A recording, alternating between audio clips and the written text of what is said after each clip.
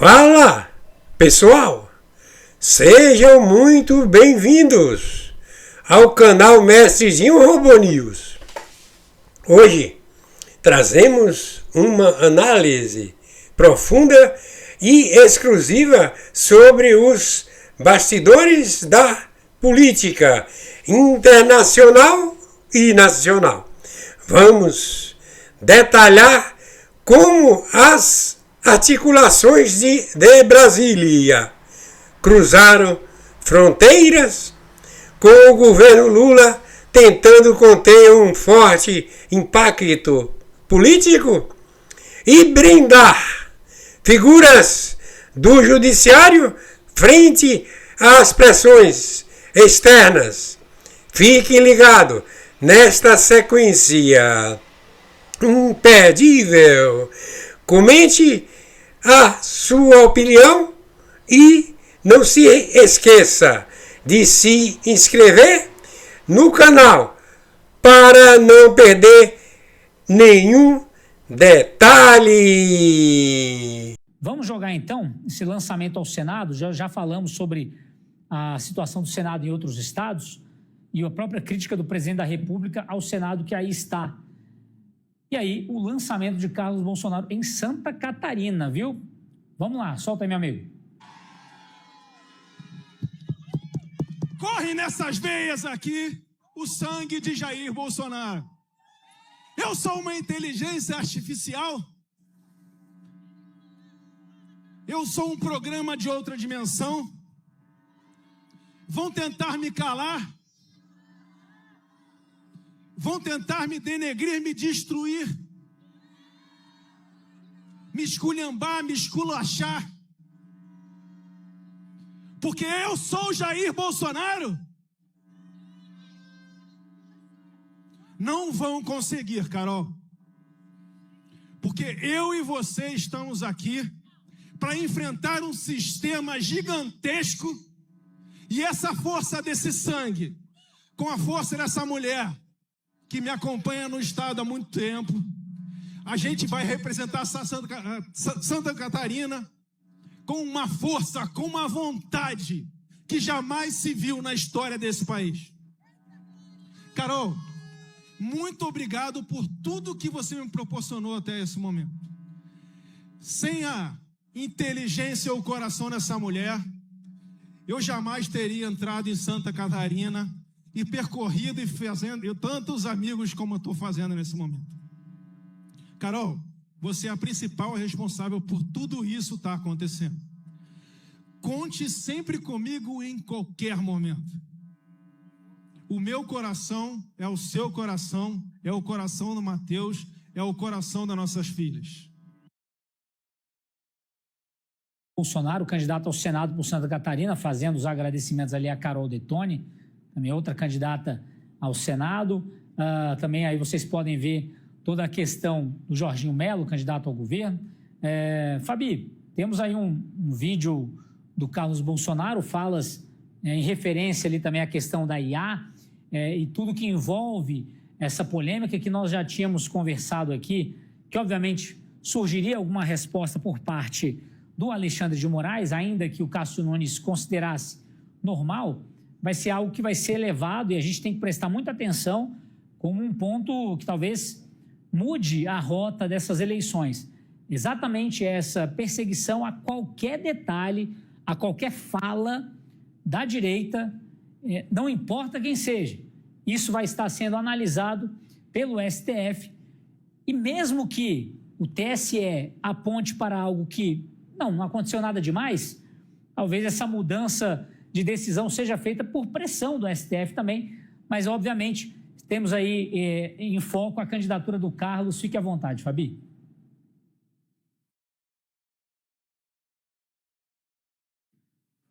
Fabi, nós não estamos te ouvindo aqui, Fabi, não sei se tivemos algum probleminha no áudio. Perdão, estava fechada. Voltou, obrigado. Essa questão da inteligência artificial é só um detalhe em relação ao ministro Alexandre de Moraes, que vai achar, sim, motivos para perseguir, mesmo ele estando no âmbito do Supremo Tribunal Federal e não do TSE.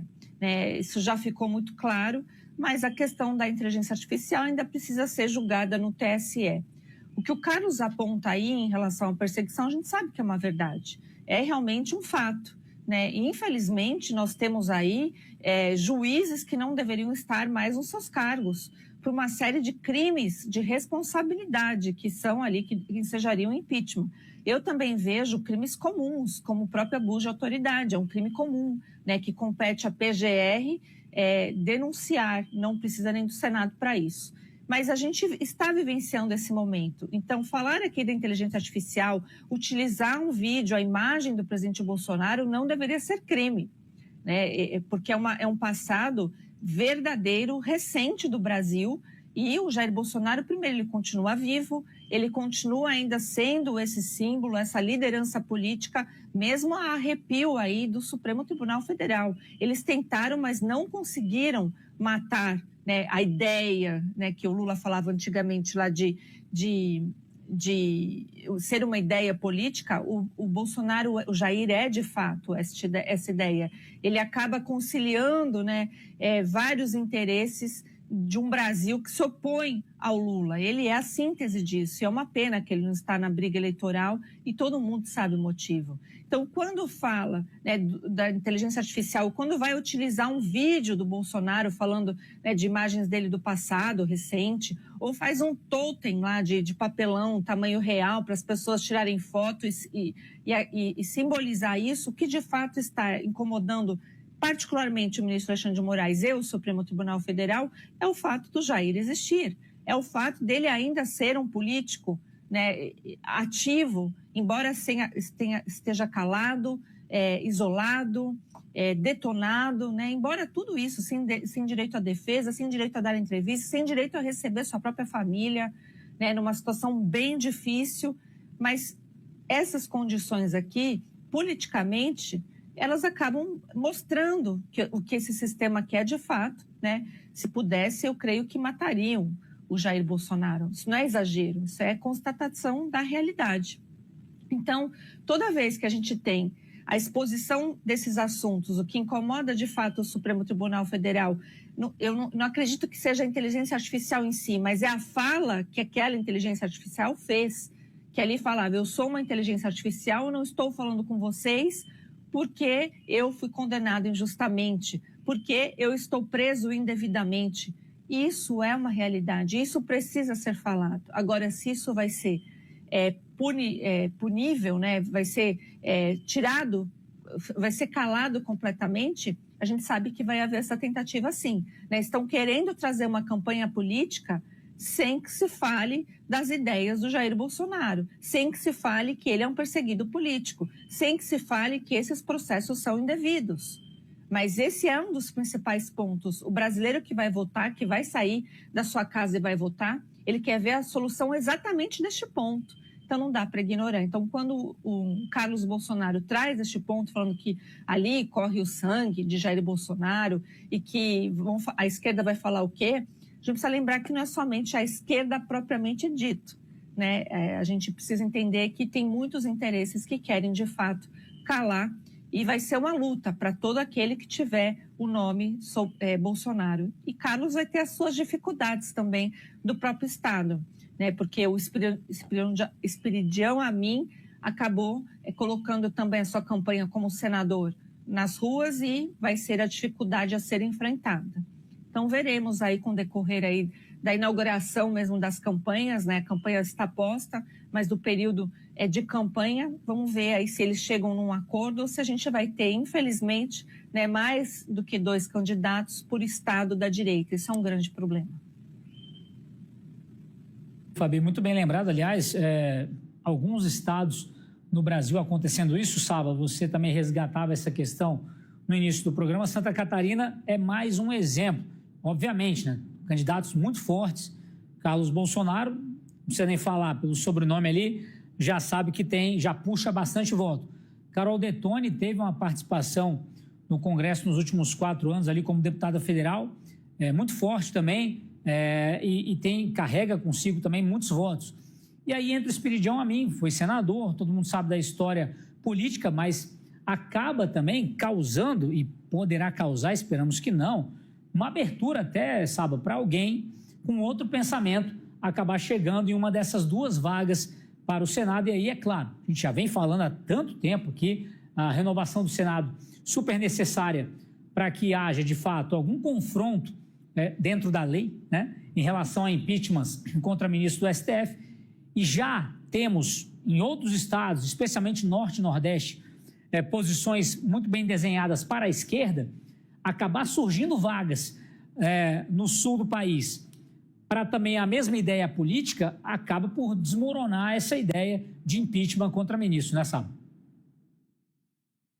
Lá, algum quadro da direita vai ficar sem vaga, porque temos Carol e o próprio Carlos Bolsonaro, e o Esperidião, a mim, ao que tudo indica, também tentará a sua reeleição. Então, é mais uma questão da fragmentação dos votos, que a gente vem falando aqui, etc.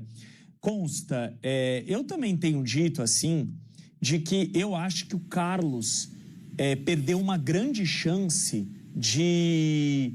Assim, o bolsonarismo, o sobrenome Bolsonaro, você ser filho do Bolsonaro, o sobrenome já te dá ali uma multidão de votos, uma legião de votos.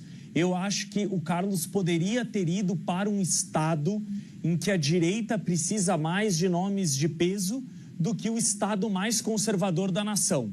Mas aí é uma questão pessoal dele, de querer vir para o sacrifício. Amanhã ou depois falar, tô indo para a Bahia, quero disputar lá, reduto do PT, que tem o sobrenome, que sou filho do Jair, etc. Eu particularmente, esperava mais um comportamento nessa linha. Ele foi para algo mais, vamos dizer assim, mais fácil, o estado mais conservador da nação. Mas, para além disso, uma coisa que eu falei aqui na semana passada, e apanhei mais que o Mbappé na Copa, consta, foi o seguinte: o Flávio lançou a candidatura. Tem uma questão que é a briga interna da família. Michele, o Carlos, o próprio Flávio. O Eduardo não dá para vir porque está com a situação que a gente sabe como é que está lá. O único membro da família àquela altura era o Jair, que na política ainda tem um peso muito pequeno, o irmão mais novo. E eu cobrei, eu falei, gente, a Michele e o Carlos precisavam estar lá. A foto do lançamento do Flávio, uma vez que ele não tem vice, é ele, a Michele e o Carlos, os três de mão dadas, ó, aqui é projeto de país, esquece picuinha, vamos junto, o inimigo em comum é o Lula, vamos embora. Isso não aconteceu. Na época, o Carlos disse o seguinte, estou viajando para os Estados Unidos, por isso que não foi. Eu falei, meu Deus, o seu irmão se lança candidato à presidência da República e você está em outro país, não tinha qualquer outra data para ir. Aí eu estava vendo em quem estava no lançamento do Carlos. O primeiro do lado do Carlos é o Flávio. Sim, claro, porque eles precisam estarem juntos. Ou seja, o Carlos poderia ter feito um esforço e ter ido no lançamento do irmão. Mas, enfim, a direita bate cabeça. Aí depois fica difícil de ganhar do Lula.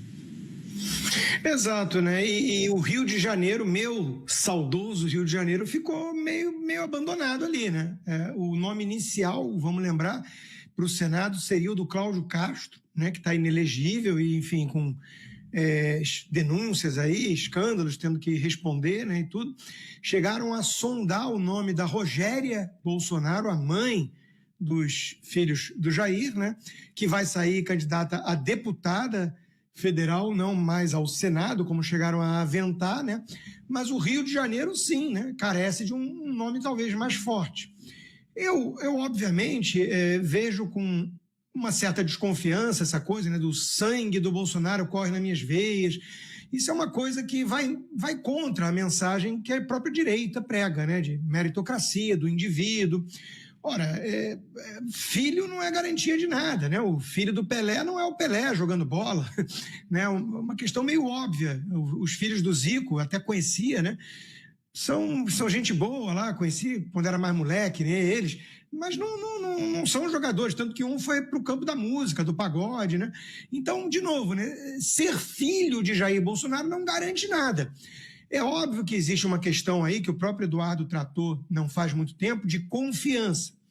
Como o Jair teria sido traído muitas vezes, né? O que se diz sobre a sua capacidade de escolha é algo que também precisa ser debatido, né? Mas como ele foi traído várias vezes, tem lá Joyce Hasselman, Alexandre Frota e companhia, aí o próprio Eduardo argumentou, então reclamam que tem que se cercar de filhos, mas olha, a conclusão lógica disso é que você vai ter que criar um clã na política brasileira, né? O Jair Renan é também candidato agora a deputado federal, aquele que que disse, né? Tem em vídeo, né? Dizendo que está combatendo o sistema do balneário de Camboriú, né? Então, o Jair Renan, você deveria, se for um eleitor de direita, questionar, mas peraí, qual é a grande contribuição, o que ele realmente pensa, defende, o que ele fez, né? Não, tem muita gente que diz, não importa nada disso, importa que ele carrega o sobrenome, já nem é o principal argumento, Lucas, é o sangue, né? Porque a Michele Bolsonaro é Michele Bolsonaro, porque casou com o Jair e foi muito criticada, até mesmo atacada, porque não existe outro termo, o que aconteceu com ela, por essa base mais fanatizada do bolsonarismo, né? Então, isso tudo eu olho com um misto de curiosidade sociológica e preocupação, né? Porque falam, de certa forma, em nome da direita. Isso não é comportamento da direita. Agora, é claro, né? Existe um recall muito grande do sobrenome e é natural que muitos tentem ocupar espaço na política usando isso, né? Não acabou aí, tem o próprio irmão do Jair Bolsonaro que também é candidato. Acho que, falando de forma muito clara e transparente, só faltou mesmo a Laura, né? Que é a filha mais nova do Jair Bolsonaro com a Michele, porque não tem nem idade para ser candidata, mas já tem gente nas redes sociais falando daqui a pouco ela vai ser candidata e eu voto, né? Então, eu não sei o que leva exatamente a esse tipo de raciocínio, mas não me parece algo condizente com uma mentalidade, com uma postura de gente conservadora, né? De gente à direita. Dito isso, né, Santa Catarina, como você disse, é o estado mais bolsonarista que tem no país, né? E ali já era vitória garantida, né, de dois nomes mais à direita, o da Carol de Toni, que o Carlos foi muito humilde em reconhecer, né, a importância dela ao pegar em sua mão e levá-lo nas cidades do estado, e o nome do Esperidião Amin, que pode-se argumentar que é um nome mais de centro ou de centrão, mas que historicamente, principalmente a história recente, esteve com o Jair Bolsonaro, votando com o governo do Bolsonaro e combatendo os abusos do Supremo e o PT, né? Então, é um nome de confiança dentro da estratégia ali de você ter um Senado mais contra, né, esses abusos e a perseguição mesmo que a direita vem sofrendo. Acho que o Esperidião Amin foi uma voz ali firme nesse sentido, né?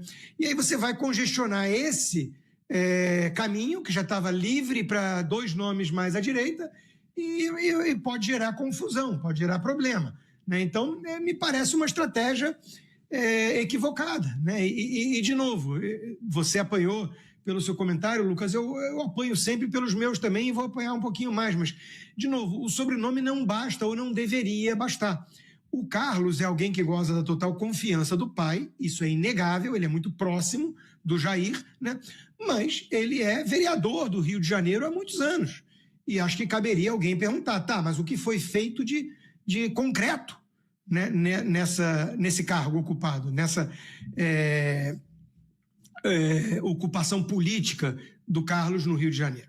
É uma pergunta natural de quem, enfim, está preocupado com resultados concretos e não criar, né, uma espécie de clã político, repito.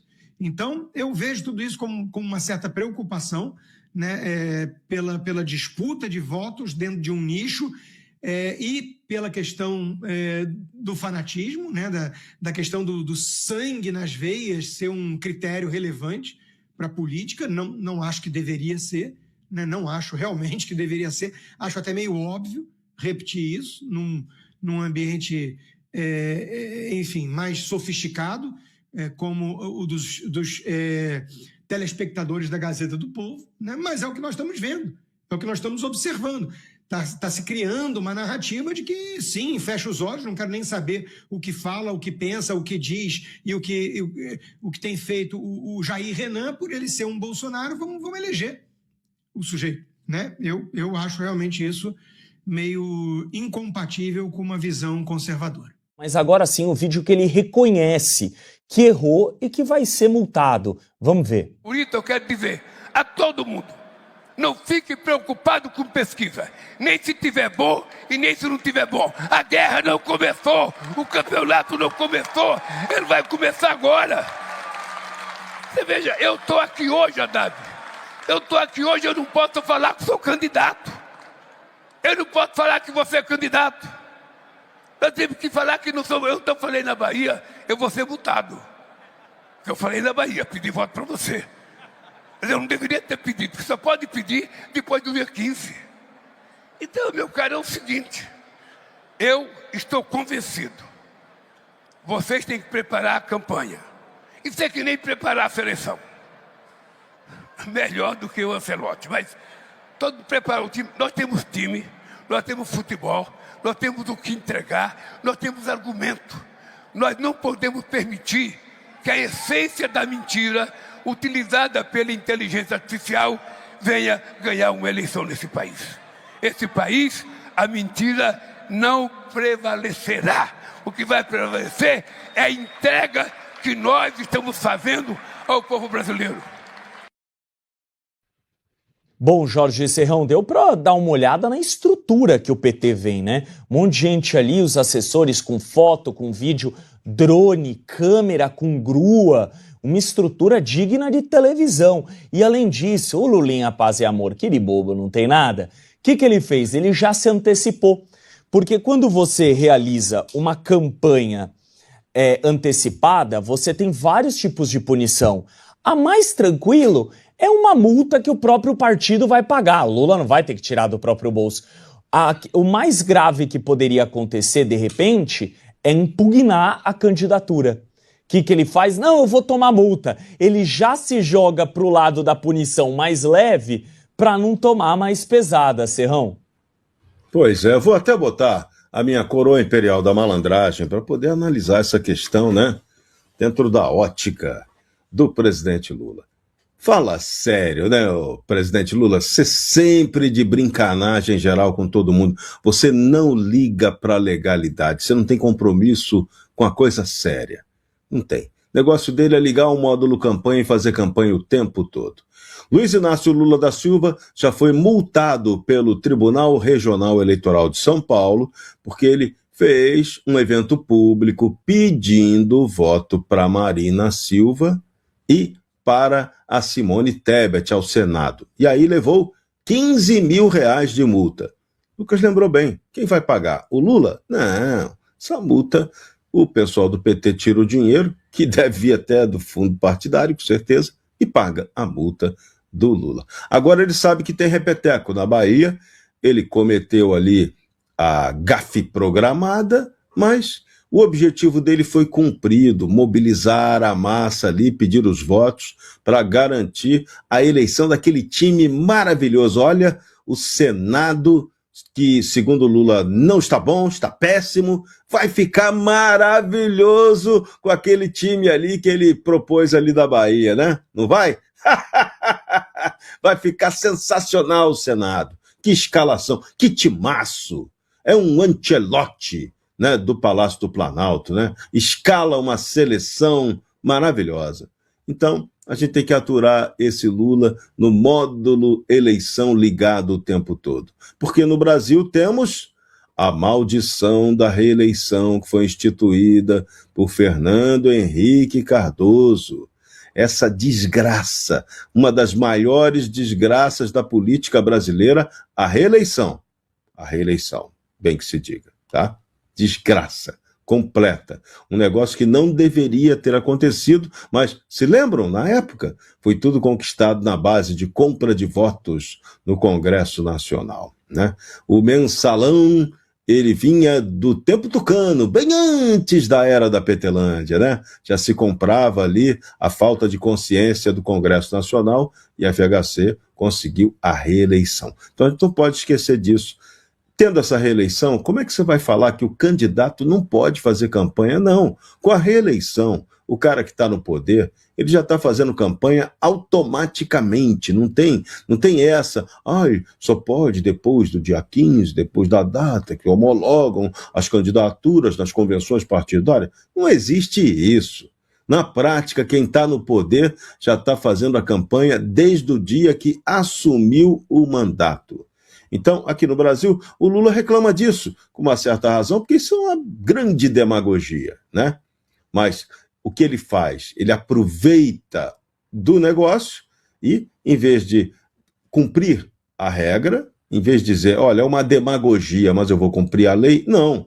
É uma demagogia, mas ele descumpre a lei e defende seus interesses próprios. Então, esse é o presidente da República, que corre alto risco de ser reeleito, tá? Aparece bem aí nas enquetes de opinião com chance de disputar a presidência novamente. Ele agora está com a candidatura homologada e poder até vencer. Então, é esse o Brasil. E como disseram, tanto o Jacques Wagner quanto o ministro Haddad e tantos outros petistas, a eleição desse ano vai ser decisiva para o futuro político na América Latina. A América Latina que está indo para o lado de candidatos para a direita, mais conservadores, e botando a esquerda para casa.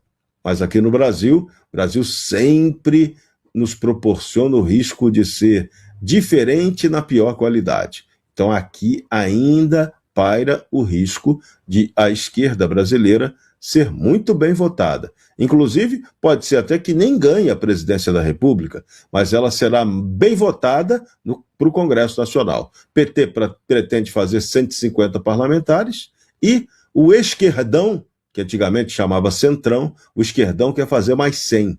Então você vai ter um domínio amplo da fisiologia, do patrimonialismo, da corrupção no Congresso Nacional. É esse o jogo que está se desenhando, não importa quem seja o titular da cadeira elétrica do Palácio do Planalto, para usar a coroa imperial da malandragem ou não. Aí o cara que decide.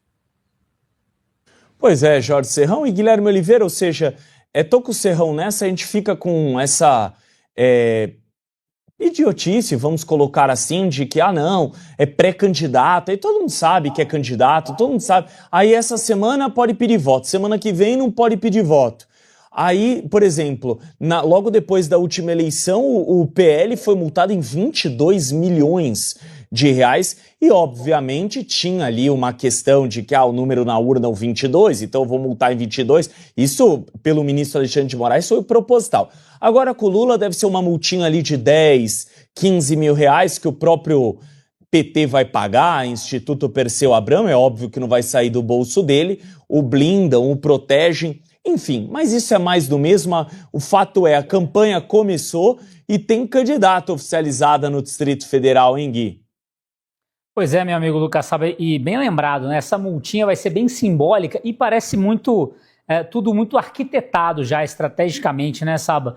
Em relação às próprias falas do Lula, né? Ele já cutuca até para ver qual vai ser a reação da justiça nesse caso, como é que vai ser, como é que vai lidar a justiça com o nome de Lula envolvido em uma polêmica, com muitas aspas em relação a isso, né? Porque, de fato, quando a justiça dá uma resposta muito aquém do que a gente espera para um lado, o outro lado já se atiça, né?